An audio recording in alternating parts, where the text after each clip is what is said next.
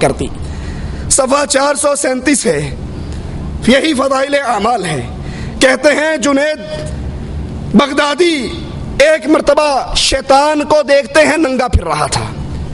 ان کو یا چھوکریاں نظر آتی ہیں یا بغیر داڑھی والے چھوکرے نظر آتے ہیں یا پھر شیطان آتا ہے, تیسری چوتھی چیز کوئی نہیں آتی. ننگا پھر رہا تھا. جنید نے کہا تجھے شرم نہیں آتی, تو ننگا پھرتا ہے؟ کہا میں مردوں کے سامنے ننگا پھرتا ہوں, یہ کوئی مرد ہیں؟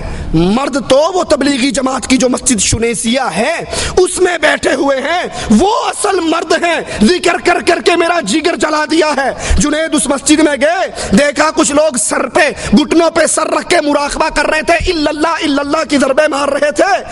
مجھے دیکھتے ہی فوراً بولے بغیر, جنید کے بتائے بغیر کہ میں نے کیا خواب دیکھا ہے, فوراً کہنے لگے اس شیطان کی باتوں میں نہ آ جانا, وہ شیطان تھا.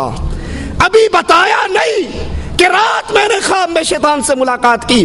ان بزرگوں نے دلوں میں آنے والے وسوسوں کو پہلے ہی پہچان لیا.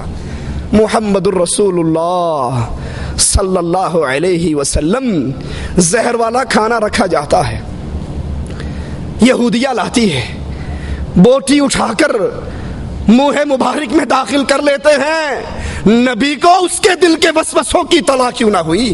نبی اس کو کیوں کھا گئے؟ نبی نے اس کو کیوں چبا لیا؟